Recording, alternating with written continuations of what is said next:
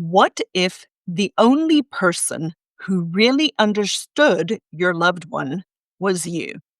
That is the painful reality for Marty, a Filipina caregiver who is navigating life in the Philippines with her British husband who is living with dementia. From hallucinations to hard conversations, she's trying to find help, but keeps running into a deeper problem. No one else really gets who he is. If you've ever felt the pressure of being the only one who understands the backstory or the only one your loved one will accept care from, this conversation is going to show you why clarity matters more than cultural fit and how to start building support even when no one else seems to understand.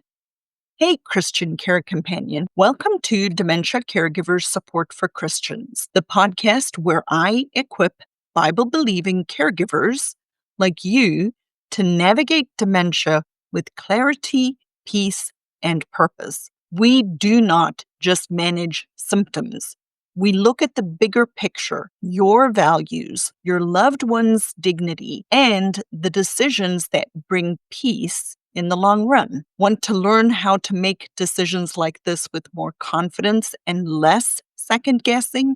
Join me for our free monthly workshop on Saturday, June 14th at 12 p.m. Eastern. We'll walk through real-life dementia caregiving stressors and apply my biblical relationship-centered framework. Reserve your spot at thinkdifferentdementia.com/WSL. You don't have to carry it all alone. Let's think through this together. Now on to our episode with Marty, who lives in the Philippines with her British husband. And there we go.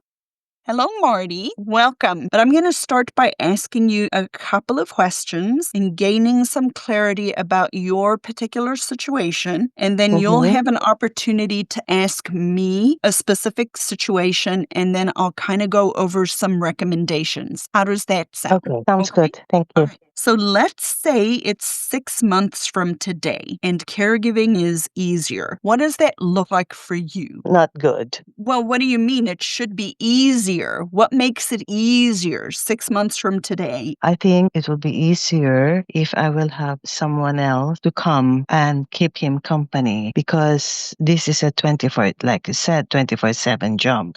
But I don't know how he will take to it. Okay. Well, we will get there in a second. So it would be easier if you had some help. Is that correct? Yes, but professional, not a maid, because, we live here in the Philippines. We have help, but this is our the maid. And there's we are beginning to have a lot of homes for the elderly, but they do not cope with foreigners, because I'm Filipina and my husband is British. So his setting is in a British setting. And I'm the only one who could understand, because we can talk about the past, where he lives, where we worked, and so on. But someone else, I don't know how they will cope. Okay. Well, there are ways to get through that, sweet lady. Okay. We can talk about that in a little bit. And just a quick question. How old is your husband? 77. 77 years. Okay. And what would it take for you to achieve that goal of maybe having somebody come in? What would it take? I don't know at the moment. Okay. Do you think it's not knowing how to communicate well with your husband, or Yeah. for you to communicate better, or if he's having some what we call responsive behaviors, or if it would be helpful to know what was coming next so you could plan, or if for you it is handling your own stress or overwhelm? Like, what would make it easier? I think if I can, I'm thinking myself to find a group of people who I can, even I don't know how to train people here, whether they're medical or not, how to train them to cope with people with dementia who did not grow up in the Philippines. Okay. That's my main thing, because I know he talks about so many things. Like he says the airport is just down the road, but it's not. That's where we used to live. Okay. So Well, things like that. okay. So Mhm. how to train people, Yeah. how to communicate with him, Yeah. how to cope with him. That's correct. Yeah, correct. Okay, so that is super helpful. Okay, so go ahead and ask me a question that I can help you with today. I want to know what to do when he's delusional and has hallucinations when he's with other people. Okay, hang on. I gotta write things down. With delusions and hallucinations. Today, that is the topic.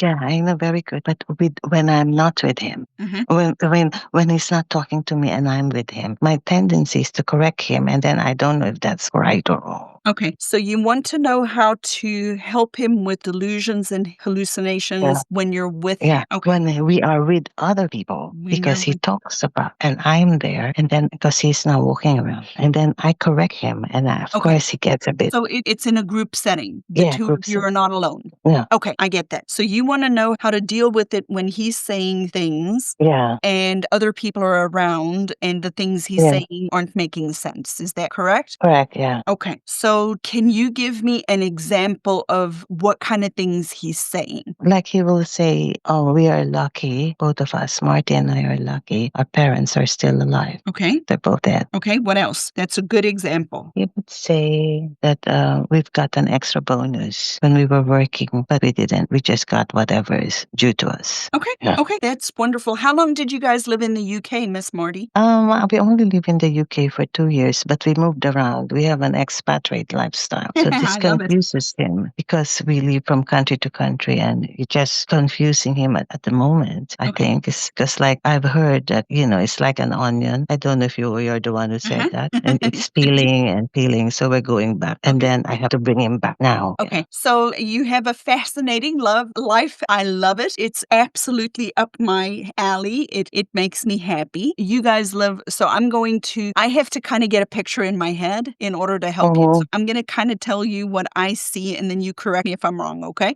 So you said you guys have an expat lifestyle. So you guys travel around a lot going from place to place. Yeah, for work. For work, but you're not working anymore, right? No, retired. Yeah. Okay, but you guys are retired in the Philippines. Yes. Yeah. And you are going to stay in the Philippines? Yeah, we've lived here now for 6 years. Okay, but that's the home now moving forward, right? Yes, correct. Yeah. Okay. And okay, so you guys moved around a lot. You lived in a lot of different places. So sometimes you're not clear your mind as to where he might be related to his timeline. How long have you known he's had dementia? I think it started when he was 75, but the diagnosis was a year ago. Yeah, a year ago. And do you know what kind? Yeah, it's mixed, Alzheimer's and vascular. Okay, thank you. That helps. All right. So would you like to hear a few of my recommendations for you in your particular situation, Miss Marty? Oh, yes, please. Yeah. Okay. So earlier in today, it's really kind of fun. We've talked about delusions and hallucinations quite a lot Yeah, today. I heard. I thought this is my topic. That's okay. I love it. A hallucination is actually seeing something or smelling something or tasting something or,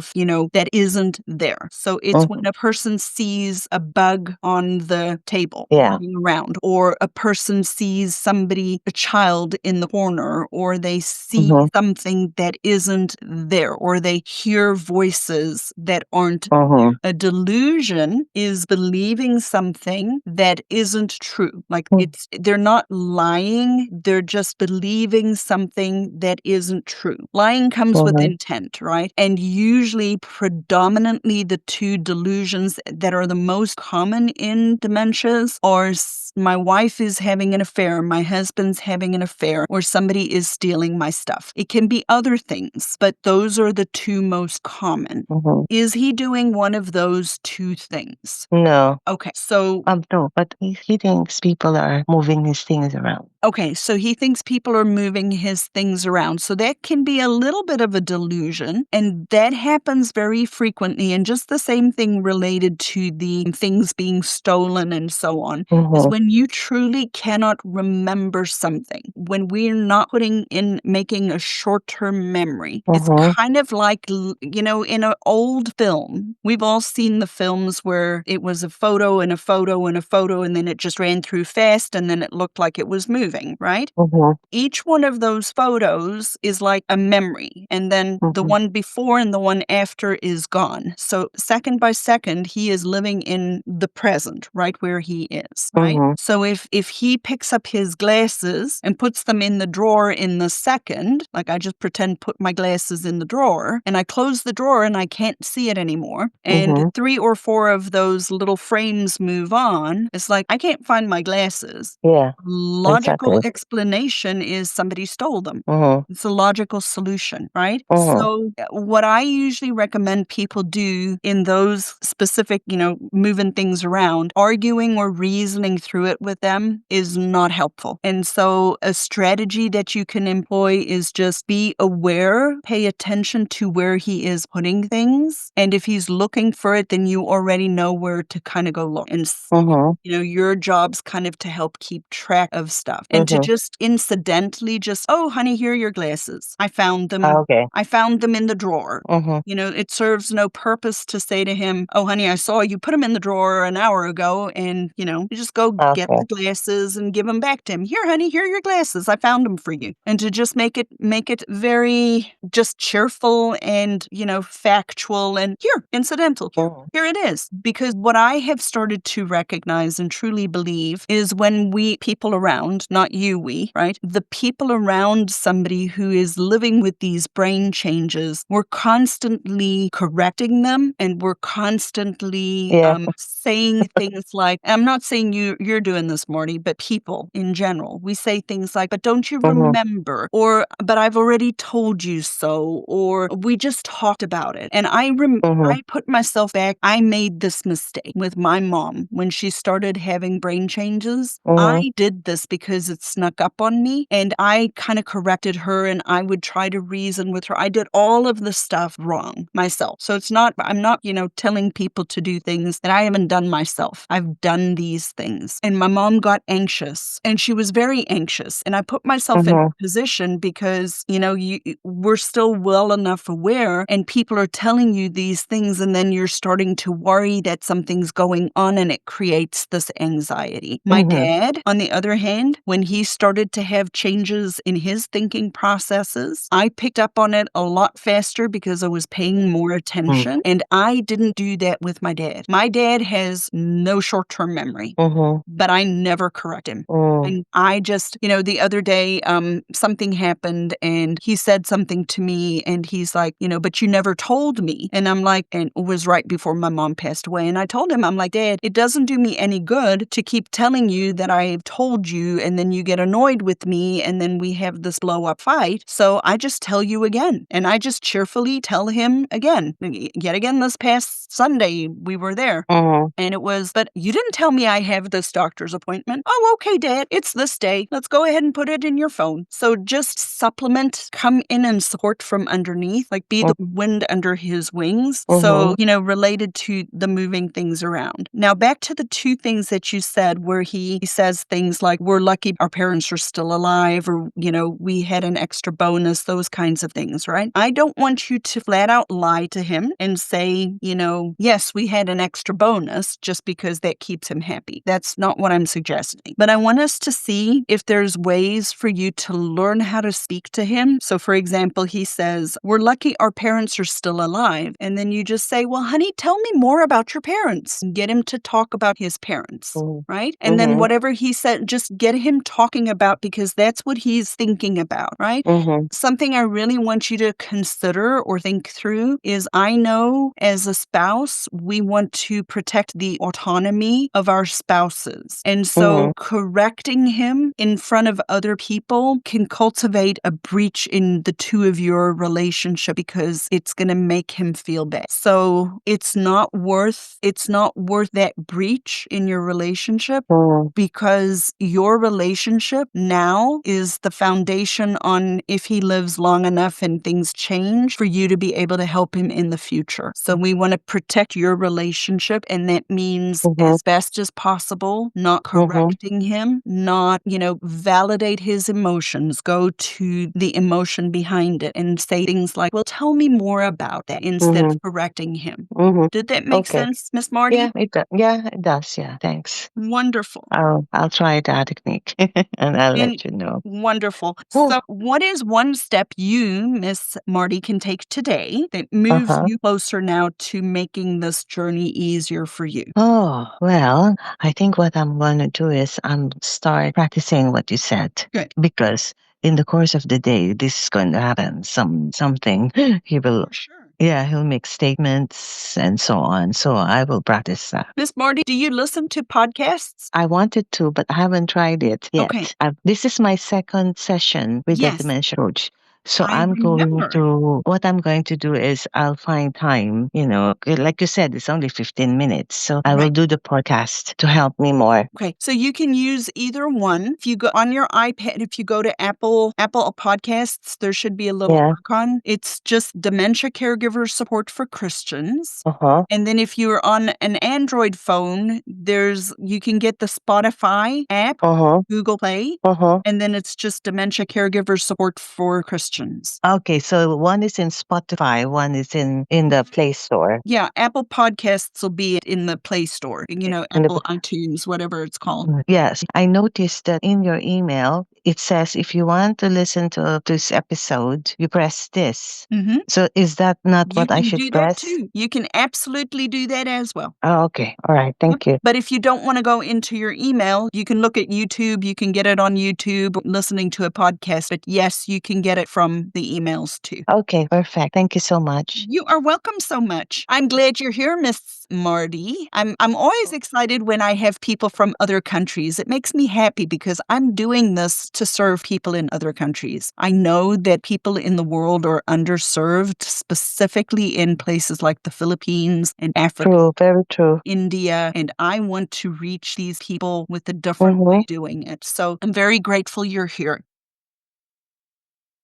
People who are really benefiting from the community are the people who joined earlier on before they need it and that have been active and are participating in the community because then they already know what questions to ask and they have a place to come and they're not constantly wondering, what do I need to do? How do I need to do it? So people listening are interested in tapping into or learning about the community. I'd invite you to just go to the website, thinkdifferentdementia.com. There's a link for you to schedule a 20-minute call. There's no pressure. I'll serve you regardless of whether you join the community or not. But it is a way for you to take this relationship a little deeper, a little bit more hands-on support, because really the research also shows it's longitudinal support over time. Absolutely. Yeah. For sure. I would highly recommend Lizette. She's awesome. Tracy, I appreciate that endorsement.